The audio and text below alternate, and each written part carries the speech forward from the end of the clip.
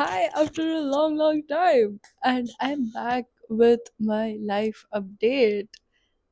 I think we're just gonna life update. Welcome back to my channel. What do you want to listen?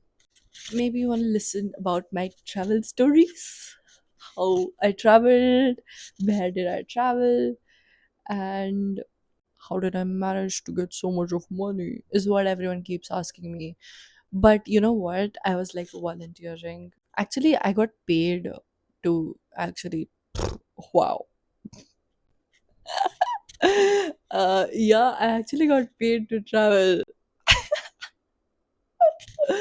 because I am a sound healer. If you guys don't know what sound healing is, it is basically like I'll show you this picture or a video. It's like there are these bowls made up of metals, uh, and they are tuned to certain frequencies, and when we play them, they create a very meditative sound. They create sound of certain frequencies that help in alignment of your energy. So now a lot of people think that sound healing is very woo woo, like black magic and all, but it's very scientific because it's literally quantum science. Everything is made up of frequencies. Nothing is physical. Everything is vibrations. So sound is the smallest frequency, and everything that's vibrating is sound. So we are here because we are made up of sound as well. So if there is any disalignment in our energy, when that frequency goes above that number or below that number, then there is disease, there is uneasiness that you feel. Now that might be some issues around your gut, that might be something around your heart, that might be emotional, that might be physical, that might be a headache, that might be stress, anxiety, panic. If your throat chakra is really less active, then that will make you a person who does not talk much. And if it is overactive, then you'll be like someone who talks too much and listens less you know so if it is balanced, then you can listen, talk, like that's balanced. So it is also mental and physical, emotional, all of that. So we help in alignment of these chakras. And recently I went to Auroville, and my experience with this client I did personal work with for 5 days, I could literally see the difference from the first day and the fifth day. Even the sound of the balls, to be honest, it changed a lot. The fifth day was like, so he became like a new person with a new perspective almost. It was beautiful to see his transformation. Second thing, yes, so I was actually in Goa before, and I was at our studio, sound healing studio, where we teach these courses of sound healing, which are certified. So if you want to learn sound healing, you know whom to reach out to. Anyways, I was in Goa. We were doing teachers training courses there, and we were taking sessions when I received this opportunity from my Instagram. Actually, a company called Wild Meg reached out to me asking if I can take sound healing session for them. And I was like, sure. And they were like, it's happening in Oroville. I was like, let's go. So they actually booked everything for me. They booked my flight tickets, they booked the cab. I just had literally, there was like a 5 day retreat, and it was super beautiful, amazing. It was a natural building retreat, and they had many more sessions in those 5 days, like art therapy session, they had hula hoop, and other fun sessions. Like there is one movement, something related to movement. It was so good. So I actually just had 1 hour of session there, and they gave me a bike which was rented by them, and they told me you can just go around, and you're a facilitator, you don't have to participate in all of these sessions. So you can just go around the city, and you can just roam around, go to the cafes, wherever you want to, eat whatever you want to. It was really an amazing experience. And you know I felt so, like, so loved. It was beautiful experience. With them I actually felt so safe. And there was this girl, Neela, who came as a facilitator, hula hoop facilitator, and her energy was just unreal. I have never met people with so beautiful energy. I just cannot emphasize how beautiful it was. Literally, on the last day, we did cacao ceremony. After like 5 days were done, and on the last day, we have that cacao ceremony, which is like a heart opening drink. It is not alcoholic, it is a sacred drink. It is made up of the cacao, like, right? So, we had that. It is very heart opening and it makes you like very vulnerable. After that, we after 10 minutes, like, we were sitting in a circle and we were just talking, and everything was done. Everyone was like at the end, just hugging each other and everything. And Neela came to me and she like hugged me, and literally it was just like I stayed there for a minute and I started crying. I don't know why, but I just started crying. I just felt so safe. I just felt, I don't know what I felt, but I surely know it was a release. It was so much of emotions I had suppressed, because when I was in Goa and Mumbai, and just college had ended, I was just figuring out everything, and I was just unable to, I was just learning so much. There were so much of changes, and yeah, so I hugged her and I just cried for like 10 minutes, and she literally held the space like a queen. Like, she was just like, mm-hmm. She was just like smiling, and she's like, I understand, it's okay. Like, okay, moving on in Auroville. So after that, before the retreat ended, 2 days before or 3 days before, I went to a cafe randomly, and I was just sitting there having my coffee and just doing my thing and reading this magazine of Auroville, and I see there, and it says conscious living and everything. And I had known Auroville before. I have always wanted to go to Auroville for some reason, but it just happened this time. And read the article, and it was all about how Auroville is all about conscious living, and the people who come there are also into living more intentionally, evolution, inner growth, and all of these things, and coexisting with nature, sustainability, all of these things. So I just absolutely love being in this place, because most of the people who are around me, I don't need to like explain it to them what I'm saying. Like, they would just understand. I literally felt like home. Like, that was the first time I was going there, but I felt the energy, felt like I was back home. At some places you just feel like you belong. That's the kind of feeling I get from Auroville.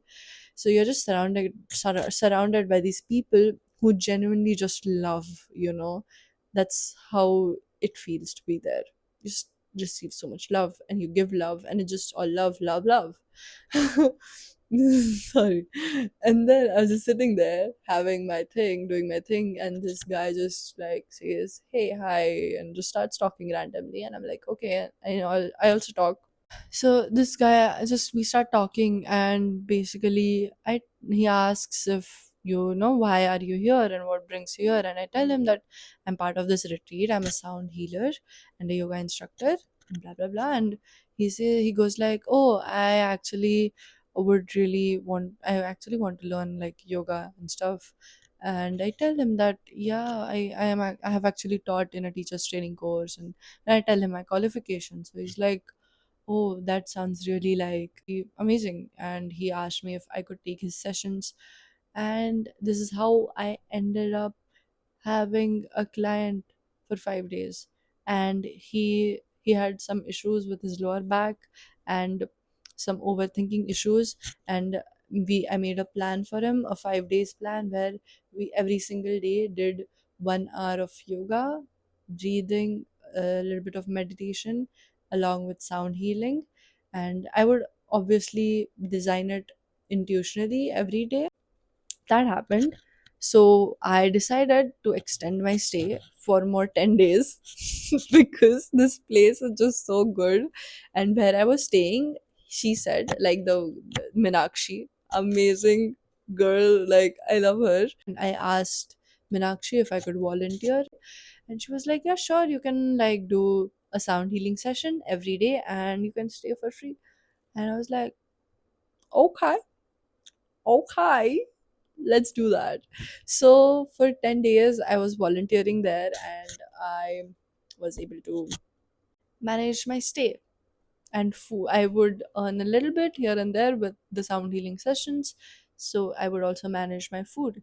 The best part, I forgot to tell you, the best part when I was in Auroville, everything was out of Pinterest, okay? Like this, everything that I was living, it was literally a part of my Pinterest board before I was like living in that reality. I like every single time I would see something different and I was like, "Fuck, that picture, that's in my Pinterest board and that's like right there in front of me." And I was like, insane it was, okay? So it was an insane experience for me because every dream that I've had on my Pinterest board was coming to reality and I was living it.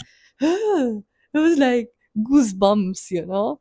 And so there are so many best parts. One of them was the open shower.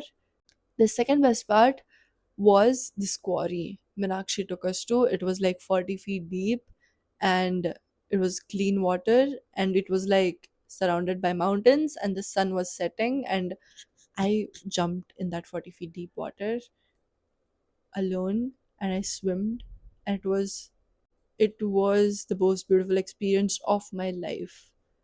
Okay, I swam across and I saw algae.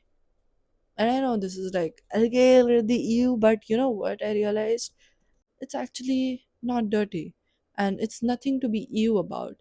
And this feeling of feeling ew about something is really like low vibrational because even after my yoga course, I realized this moment where I had stopped feeling you about things, where I had stopped "Ugh," about things because I saw them for what it is and it is a part of nature. It is a part of us somehow. Like, my dots just connected.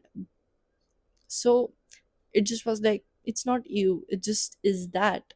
So that was like kind of a realization, and I just felt so peaceful in that water. Anyways, Ankit and Ava, the Wild Meg Company, they again called me to Nagpur for another retreat. And so I went there again. And this time I really felt like I was doing Vipassana or something because I literally, some reason, I was super tired. And second thing, I was just sleeping. And I've noticed I just sleep a lot. This time I went to Nagpur, and then it was again a farm stay, natural building workshop, and I was just the whole day. I was like talking nothing, and I was there for 3 4 days, and I was like just quiet, not talking to anyone, doing nothing, just going on the hammock, sleeping. Like I don't know what happened to me, but still the space that I felt with Ava and Ankit was like very safe again. It really felt like home with them. For some reason, I don't know, I just felt super calm, super like held. And that is the most beautiful feeling to have, to feel like held and to feel like taken care of for some, like just so lovely. Like, and then I also saw the bonding that everyone had in that community. I saw the change that I felt and the beautiful feeling that I got because of this beautiful space they created. And that kind of inspired me to.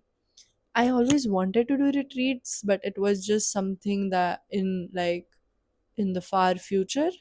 But being a part of a retreat really made me realize that, oh, it's not that hard and maybe I can manage to do it. So it really inspired me and empowered me to design a retreat by myself and to hold space, especially for women, because of the connection I felt with this girl, Neela, and I realized how important it is. This feminine energy, it is just so healing. And yeah, so I designed a retreat just for the girls, and I came back to Pune and then I planned this retreat. I started marketing for it and I learned so much. And I was so afraid. I was so much in anxiety when I started planning about this retreat because I was like, I don't know if this will happen or not. And I'm like, running ads for this and I'm out there vulnerable on the internet saying that this retreat is happening, and what if it does not happen? And I was literally like panicking so much. But every day I was like reaffirming and I was just like manifesting so hard, like, Riddhi, if you believe that it's gonna happen, then it will happen. You have to trust it, and if you doubt it, then it will not happen, and all of these things. So I started like dancing so much, and by the like after a few days, I actually became like chill about it, and I was like not stressing about it.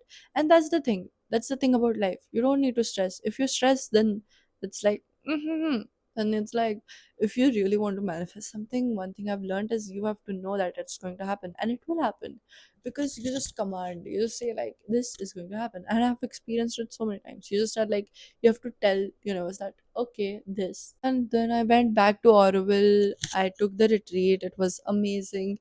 It was literally every single picture I put in that advertisement of retreat, it came true, and every girl had the best time. I also kind of learned so much. I'm telling you, every time I say that I learned so much, that means I had a little rough time and I went through shit, and that means I've like cried and all. So, but we learned it and we move on. So after I was done with my retreat, I one of my friends called me to Salem, which is a different place in Tamil Nadu, which is a hill station, and there he called me because he needed help with designing his retreat. So I went to help him. The property was really beautiful, and again it was like a dream because I was living in a glass cabin on a mountain surrounded by peacocks.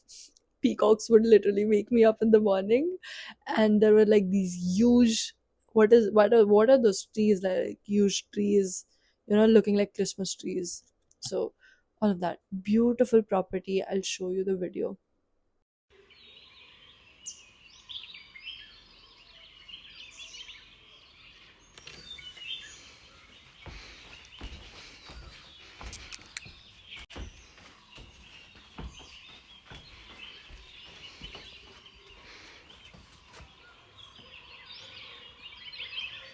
Again, that was dreamy. And then I came back to Oroville and I went to this another guest house this time, and it was named Art Forest. And the energy of this place, I am going back there. I lived there for like 15 days, I think, and I was going to take one more retreat, but I cancelled it. And instead, I again found a personal client. And then, with this personal client, I had to travel to Bombay. So I went there for 2 days, and then I had to come to Pune because we had to go to Rajasthan with family. So I came to Pune, and we went to Rajasthan by road trip, and it was really, we went to Mount Abu in Rajasthan. So it was a beautiful place, but this whole travel of 5 days was just super exhausting. And I came back like a few days back. I'm so tired. I was so tired. Now I'm like little better. And today I deleted my Instagram. I just feel so good. I got these cute mugs for my friends, and I'm gonna write like a letter to them, and I'm just gonna give, like, make a gift thing for them and give it. It's been so long I've not expressed my love to them, so this is my way of doing it. And also my friends are coming today, two of my friends, and we are doing a nice session of sound healing and maybe like painting and just talking. It's gonna be fun girls night, and I'm super excited. I'm super happy. One of the main reasons is because I deleted Instagram. It was just a pain in my ass. Not I was not able to make sense of anything. I also recently went to one more property in Pune, which was really beautiful, and they want us to take retreats there, and that's like still very pricey and luxury thing. And I would love that, but I just need to figure out how am I supposed to market that, you know? So, and that is all for today. I hope you had fun listening to me. I hope you learned something or maybe got inspired about something, and maybe you have questions about some things. So feel free to ask those questions in the comments below, and I will answer them in my next video. And also let me know what kind of videos you want to watch, because I want to do YouTube more often than Instagram, because it's just super, Instagram is super like superficial, and I just like get annoyed to do like a 15-second 30-second video, because I just have so much to talk about, right? Bye, love you so much, see you.